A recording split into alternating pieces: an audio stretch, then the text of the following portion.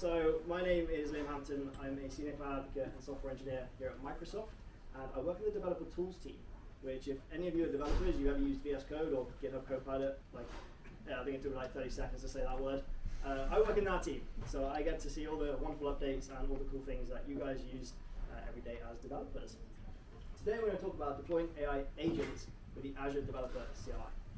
So we've heard a little bit about agents from Matteo, but who's heard of the Azure Developer CLI? Yes. Okay, like one or two. Don't be shy, throw your hand up. All right, cool. A couple of you. So it's like four. That's really cool. So, fresh meat in the audience. I love it. Today we're going to be talking about LLMs, assistants, agents, and introducing you to the Azure Developer CLI. So we've got some really cool stuff to cover today. And I'm just going to kick off by saying one thing. I'll show you this really cool slide. Now, I show this in all of my presentations because I think this is really awesome. It took us 16 years to get to grips with mobile phones. So for every user, for mobile phones to get 100 million users, 16 years. That's pretty cool considering we use them, like I can see them literally right now, okay? 7 years for the internet. Everybody thought the www was going to die, and it was just a fad, no one cared about it. Facebook took 4.5 years. Everyone wanted to connect with their long lost friends and loved ones from university, all the boomers, you name it, they all wanted to find their old friends. ChatGPT took 3 months. Like, you can just condense that in your head as to how much you think 100 million people are. It's bigger than what you think. It's huge. And I find this statistic really amazing because LLMs here are to stay. They're not going anywhere. And by the way, LLMs stand for large language model, if you didn't understand that one. And I saw only half the room put their hand up when they said they'd used an LLM. Who's used ChatGPT? Yeah, that's better. You've all used an LLM. I knew you were lying. I knew you were lying. So, really, really cool statistic. So I just want to embed that with you and start with that, just so you understand the sort of context that we're working with when we talk about AI models, LLMs. So a traditional LLM is used for question answering, text generation, and summarization. So aka ChatGPT. And what Matteo has shown you in AI Foundry with some of the coding, that is a traditional LLM. You ask it a question, it gives you an answer. Based on tokenization. Tokenization is just basically statistics. It's maths, right? You're not talking to a person, you're talking to an LLM. You're talking to a model, statistic model. And this is when we sort of question when we find them useful and how we find them useful. Well, when you're getting to grips with LLMs and you're getting to grips with AI models, where would you use them in an organization? Well, real world inputs, all right? Coding is a really good example. Text generation, writing essays, summarizing emails. There's so many different ways that you can use LLMs. It's actually amazing because it touches every single part of every industry. You'll probably notice by now, every single company over the past 2 years has shoved AI some way or another. Whether it's like a delivery service, or whether it is an airline, or whether it's Microsoft over here. Like, we are throwing AI at you in every single aspect. I personally use it for coding. I love GitHub Copilot. I use it every single day, and I've used it ever since it came out. I was one of the first, I guess you call us early adopters. As soon as that came out, I was in that. I wasn't even at Microsoft when it came out. I thought it was really, really cool. But I also use it for setting up and project management. So when it comes to creating tables, organizing teams, when it's like Loop documents, who's heard of Loop? It's kind of like a OneNote. Yeah, it's kind of like a OneNote thing, but I use it in Loop and Word. So really, really cool. But they can do so much more. And this is what some people don't see or understand. And this is what I'm going to show you today. So we've kind of moved away from a traditional LLM of just asking a question, getting an answer, asking a question, getting an answer, to more of a assistant. What is an assistant? Well, it's not fully autonomous, but it's something which can take a goal and kind of run with it based on the tools you have. So we looked at GitHub Copilot. If you use an @workspace, that's an assistant. It's going to help you figure out what is in your workspace, okay? So you are asking it about your current tooling, but it's not fully autonomous. You decide the goal. So an assistant is really there to help you to utilize what you have already. And one of the really cool things I love about this is function calling. Now, we're going to look into function calling now. Who in here is a software engineer? Okay, cool. So you've all written pretty much function, right? Who's integrating LLM into their application? I missed this one, Matteo asked. Okay, so a handful of you. So function calling is really awesome. Because if you were to ask ChatGPT, can we talk about the weather? It's going to say, nah. You can talk about it, but I'm not going to tell you what the weather is today. So if you want to find out what the weather is in London, ChatGPT is not going to tell you.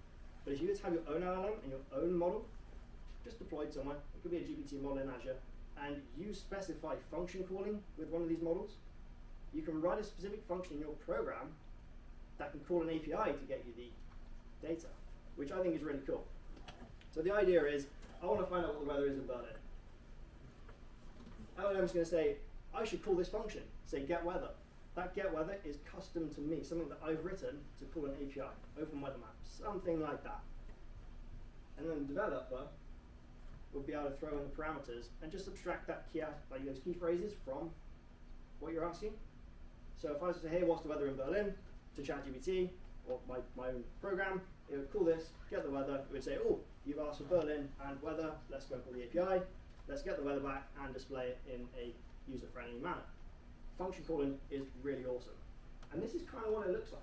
So you give it an instruction, this is your function piece that you've added in, you're saying it's going to accept a string, it's going to say like the location, and this is for hotels, and it's going to say, right, hotel with a private beach, cost max is 300 euros in Dalmaris.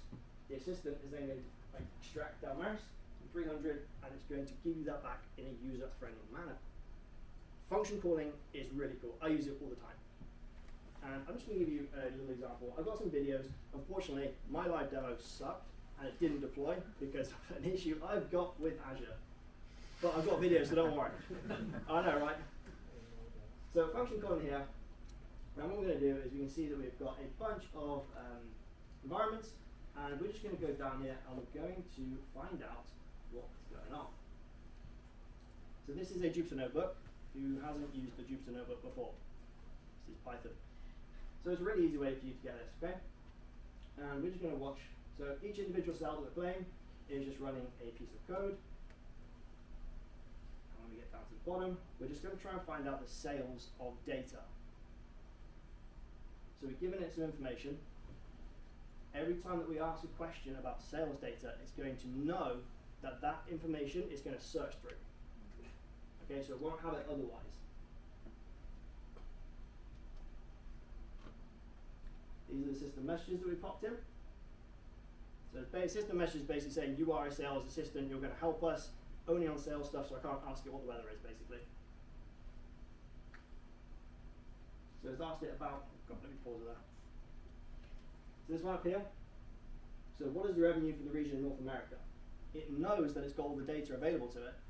It knows to call a function over here, get revenue by region function, with the region North America, and it's given us North America data only. That is essentially what it's doing. But you can do this with all the different kind of messages that you want to ask. All right? If you suddenly ask an LLM without giving it the data or without function calling, it's just going to say, I don't know, maybe it's sales for cars, maybe it's sales for hotels, houses, what do you want? I'm not going to be able to provide that unless you give it to me. So this is what function calling is in theory and in practice, which I think is really awesome. So very, very powerful for you to do that. So then we say, how can the assistant actually help us? Well, there's a couple of ways we can look at assistants. Function calling is one of them, code generation, file searching, and context management. So if we're looking at code generation, LLMs generate code as they've been trained on it, right? So imagine if they could run the same code that you're starting to see the benefits from. So code generation with the system is really cool. GitHub Copilot, perfect example.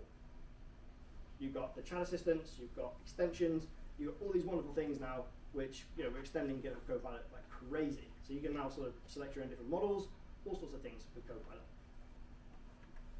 And this is the kind of anatomy of an assistant. So we have to look at it and break it down even further. You can see over here, we've got the model, we've got the instruction that we're giving it. This is the assistant, only work within this context window. I think that's the really important part, is the context window that we're working within. So essentially, user message goes over here, does its cool little thing with its functions, code interpreter, whatever it is that you're working with. That then gets fed back into the thread, and then the user message comes again, so you can have the context, okay? And it's that context window that you're working within both sides, which is really important for this one. So now we can look at agents. Finally, we get to the crux of it. Who knows what an agent really is? Cool, all right, couple of hands. Where should I throw that?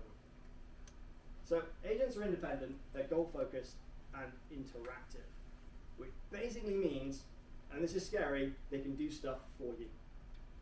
And that scares me a lot, but it's then down to the developer to figure out how far they go with it. Now, my demo today was really cool. Got a video of it, still going to show you. You'll understand what I mean by this. So they're LLM based, okay? So the way that I look at agents is the transition from monoliths to microservices. So we had really big code bases about 10, 15 years ago. We then introduced DevOps processes and was like, hey, everyone, you can do this with containers. And containers do one thing and they do it really well. This is essentially the same thing, just with LLMs. So we're saying, hey, instead of having this one model do everything for us, we're going to have an application which is broken up. You can call different models to do different things. And it's going to just mash it all together at the end. So we can see we've got a paper reader. So find the references to other text in a provided paper. That is one agent to do one thing. We have a quality checker. Ensure the reference is relevant and repeatable based on academic publishing data. That is another agent. We've got a reference finder, so collected data from the database needed for a reference in a set format. Another agent. And then you've got the reference formatter, so present all the references in the needed format in order. Another agent. So you can see that these are just tasks that have been broken up and they're using an LLM separately. You can use different models, you can use the same model, but it's all individual as opposed to all in one. So I'm going to show you an agentic application, and this is the Contoso Creative Writer, which is basically going to go off, search some data for us, it's going to put it all together, it's then going to write a blog for us, and it's then going to evaluate the blog at the end. So that's essentially what we're going to do. Those are the agents that we're going to be working with. But it perceives its own environment, it decides its own actions to take based on the data, and its own goal. That's the scary bit. Its own goal. So you set it, you kind of set a goal, but as to how far it goes, it's down to itself. It's kind of scary. This is the application that we're going to deploy. Now, we're going to take a user input. We're going to use managed identities. Who's used managed identities? Good, good. More of you, please. Passwordless, basically. It means you don't use a password. Then we're going to have a container, Azure application container, so ACA. Then we've got Azure Monitor to monitor it. And this is where the agents come in, this lovely box here. So we're going to use Azure AI Foundry. Inside there, we've got a research agent. So we're going to use Azure OpenAI Service, Bing Search, and AI Search. So that's all that agent touches, nothing else. We then got a write agent, which is going to be really cool and write us a blog. And then we're going to edit agent, which is then going to basically reference it, understand it, reevaluate it. Did it do something good? Did it do something bad? Could it add something more? So you can see we've got 3 agents in this one application. Otherwise, what you would typically do is just have this whole big box and it would do everything for you. So we're kind of breaking it down into little steps now. So our goal is write an article that markets relevant products from an online retailer called Cosmos Outdoors. Contoso Outdoors. Contoso, by the way, is just our Microsoft make-believe company. We use it for everything. You've probably seen this in big corporate presentations. Yeah, it's fun. Task number 1, research trending outdoors online topics. Task number 2, find relevant products to include in that. And then task number 3, edit and write the article. Pretty simple, right? But before I show you that, what about deployment? We've come so far with all these applications. Who here can hands down deploy an AI application, all the bells and whistles, by hand? Yeah, like a handful of you. Who could do it in an hour? Yeah, 1. Confidence, I like it. It's tricky, okay? It's really, really tricky. So this is where we look at infrastructure as code and CLIs and developer tools that can really help us with this. This is like my bread and butter, because this is where we can take all of the point and click in the Azure portal, abstract that into code, and have it written for us. Automate it. So yeah, I'm glad you can do it, but now we can automate it and get it done a little bit quicker, a little bit more behind the scenes. So we've got 2 CLIs at Microsoft. Well, that's a lie, we have a lot, we have hundreds, but these are the 2 main developer CLIs. We've got the Azure CLI, which is probably what you've all used if you've ever logged into a terminal to the Azure portal. And then you've got the Azure Developer CLI, which is an open source project which kind of helps you throw stuff up in one command. So with the Azure CLI, you typically use like, I don't know, AZ create resource group location with a name and blah, blah, blah. And then you've got to add a service, so do another command with another inside the resource group with another location with another name, etc. Right? Azure Developer CLI allows you to utilize Bicep and Terraform files. So who's used Bicep, Terraform? Who's familiar with these? Cool, wonderful. So infrastructure as code. They're very, very similar to one another. Bicep is proprietary to Microsoft. It's a domain-specific language. Basically the same as CloudFormation for AWS. I think that's what they call it. It's only just used for Microsoft services and service APIs in Azure. And obviously Terraform is more cloud agnostic across the board. So they look very similar, but this is the same function, doing the same thing for Azure cognitive accounts. Kind of see apples and apples, right? They're not too different. But what the Azure Developer CLI is kind of like an ecosystem, which allows you to utilize this, package it up, to then deploy it to the cloud in one command called AZD up. So if you get started, you can get any of your application code, whether it's like Python, .NET, Java, JavaScript, any of those 4 languages, like the main languages that we support at Microsoft. It is agnostic. It does support other ones like Rust and Go. It's packaged using Docker, so a little bit more trickery and a little bit more complicated, but still the same thing. It will still work. You can use your current directory code. You'll scan over it, figure it out. You'll say, hey, it looks like you've got a Python application. Looks like you've got a database. We can add Redis. We're going to throw it in Azure Container Apps, so like a container to store it in, so you can actually run the thing online, and it will give you all the Bicep code for you, which I think is really cool. And there's a thing called composability now. It's an alpha stage, which allows you to then componentize and add more components. So say, you got that basic application, you want to add an LLM, you want to add a GPT model, cool, let's do that. You can add that in. And it won't ever give you the Bicep unless you want it to. So it doesn't bulk out your directory with all this infrastructure as code. It'll just give it to you, store it in memory until you want it, so you can play with it. It's a really, really awesome tool. Or you can use templates. My favorite bit is to take someone else's work. So you can go on here and you can go find some other templates in all sorts of languages. Okay, so you got .NET on here. Oh god, it looks like .NET everywhere. .NET across the top, but you got Python, JavaScript, Java, the works, right? So many different examples for you, and so many cool examples with different LLMs that you can go, take away, deploy, and play with and edit. So you can go ahead. These are all open source. These are developed by the community and by Microsoft. And as you can see here, we've got Microsoft authored, we've got community. There's a whole bunch. I can show you the website in a second. But it's really, really cool because this allows you to get hands-on really quickly.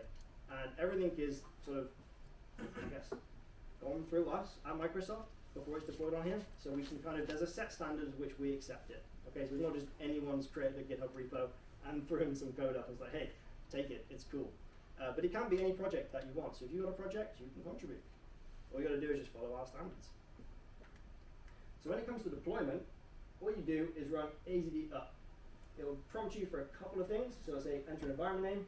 So let's say scaling AI demo. Then it will say, what subscription do you want to use? So who's paying for it? I don't use my one. I use the Azure Developer Tools demo sub. And then the location.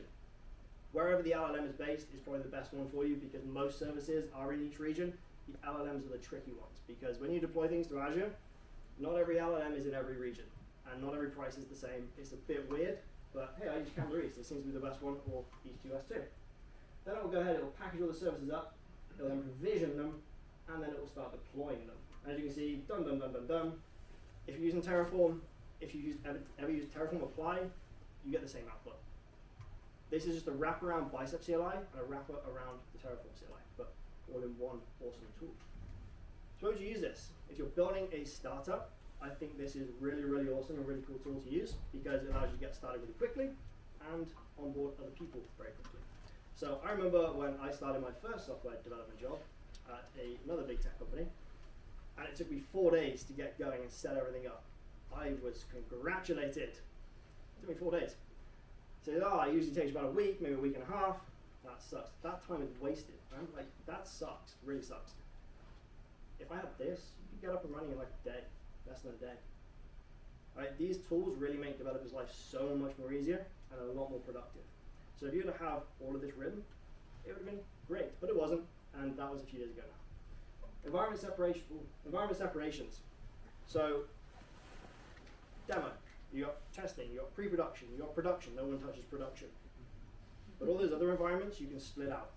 So you can have, keep track of config drift. So say you want to have one service over here, test it, maybe using A/B testing in like development or testing. You can split these environments out with the Azure CLI. So it's really, really easy for you to keep track of it inside one subscription under an umbrella. Really cool. And then students and universities, I think it's just kind of like an obvious one, because when you're paying for education, the last thing you want to do is sit in a class for like an hour, setting up a virtual machine or setting up this, doing that, and pointing, oh damn, it failed and I'm at the end of my lecture. You paid for that, right? I've been there, I've done that. Something like this tool would be really cool, because you could just do AZD up, use the template.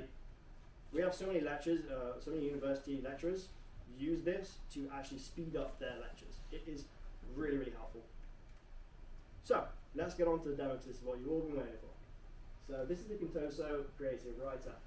Now, anything on the Azure Samples repo is free in Codespaces. Codespaces is like VS Code, just online. Okay, so remember that, that's really important. So you open this up in a Codespace, and once it's loaded, you'll see a very similar diagram in a second, but it kind of looks like this. Really cool, okay? So this is the writer. This is the diagram I showed you a minute ago. I just updated the recent one. And we're going to follow some really basic steps. We're going to do AZD auth login, which is just going to log me in to the CLI. I think I skipped this bit, so you don't see like my password and stuff. There we go. Yep. Then we're going to use the AZ login. You can use device code if you really want to. It's just an easier way to authenticate in Codespaces. You should. Same thing. I think I did the same thing. Then we got the demo mode, which ignore that. That just means you don't see my subscription. And then I'm going to run AZD up. This is where I get the prompting for entering new environment name, and this is where I call it whatever. So Liam H scaling AI demo. Choose my subscription. Again, you're not going to see any of my subscription names because I hid them from you. Choose location where the LLM is going to be based. I think now this is updated to be East US 2 because model updates and location updates. This is the bit that takes a little bit of time. All right, so this takes like 20 minutes, or it took me about 20 minutes. Okay, so I sped this up for your sanity and mine. There are templates out there which you can do in like 4 to 5 minutes, but they're small Python applications, getting started kind of thing. This is like a heavy duty application, right? You'll see that I've got key vault, storage accounts, AI services, container registry, model deployments, insights. I probably could have sped this up a bit more. Search services, Bing API, machine learning. I've got loads of stuff basically. All right, so the more you have, the longer it's going to take, obviously. But if you were to do this by hand, could you do this in an hour? No. Yeah, that's right. Then we got the post deployment scripts. Okay, so this is just Python scripts. So once you've done your post deployment, I want to update a bunch of stuff with my requirements.txt. And you'll see down here, it is successful. So now I've got my ingress. I can call this. This is my application. This is the cool thing. These are the agents. So I'm going to use example, and then say, can you find the latest camping trends, what folks are doing in the winter? This is the awesome bit, because this is now going to start researching using the Bing API. Completed it, so we've got a whole bunch of different, I don't know, camping things, whatever you use if you're having camping. Then we're going to start writing it. This is the writing agent. Really, really cool.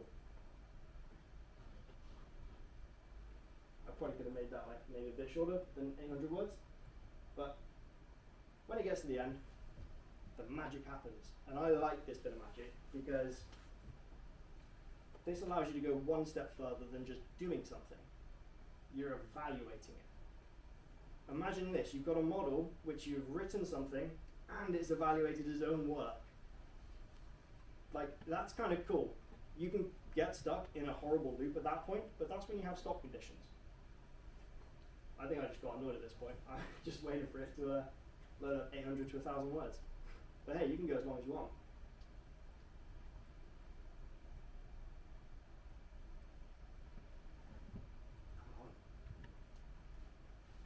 Come on. Oh, don't worry, we're almost at the end. It's fine. It's kind of cool, right? So I'm using ChatGPT within ChatGPT. There we go, the editor task. Your article is well written and engaging. Ensure all product links are functional, and consider adding a brief section on safety tips for winter camping to provide comprehensive guidance for your readers. So you don't need to send this to somebody anymore to get proofreading. It's done it itself. That's saving time, right? By the way, trust but verify. That's a very important thing to remember. Always verify anything from LLMs or AI models, okay? There is always data bias. Whoever trains these models, wherever the data comes from, always bias. We always try and mitigate this one, but just verify. Which I think is really cool. So some main takeaways. AI is pretty cool. I like agents. Agents are going to make your life so much easier, and autonomy. A lot of autonomy with them. Assistants, again, going to save you a lot of time. They're a little bit, I guess, in my mind, and this is a personal opinion, a little bit safer. Because if you're using agents everywhere, it's always taking like your own, making their own goals, making their own choices. I'm not a fan of losing control. I'm a bit of a control freak, especially when it comes to these sort of things, and data with things that we're working with. So those are my main two takeaways I want you to take away today, is you can get hands-on with these really, really quickly and really easily. Just be careful, trust and verify, and have some fun. So, if you want to check out any of the things which I shared today, scan this one, if you want to get in contact with me, again, it's all on there. I'll take you to a React to Tech Communities post, and it's just going to have a couple of links to the AZD CLI, Azure OpenAI, and myself. So that's the anyway. Thank you. Any questions? Go on. Do you have any advice for small business owners or starting startups, like people who have no experience with AI, don't know how to code, but they know that there is the AI way and they want to become a part of it? Ooh, good question. Yes. Have you heard of Copilot Studio? No. Okay. So again, I love that word, Copilot Studio. It's for a low-code, drag-and-drop sort of editor experience inside AI Foundry, and it's all around sort of like creating plugins, having AI embedded into your application, but without actually having to write the code. So I would check out Copilot Studio for a startup, and secondly, I would try and find somebody that is technical for a startup. I think if you're non-tech in startup, you're always going to have to find somebody to build your product. I think that's really important to have those two business minds and technical minds.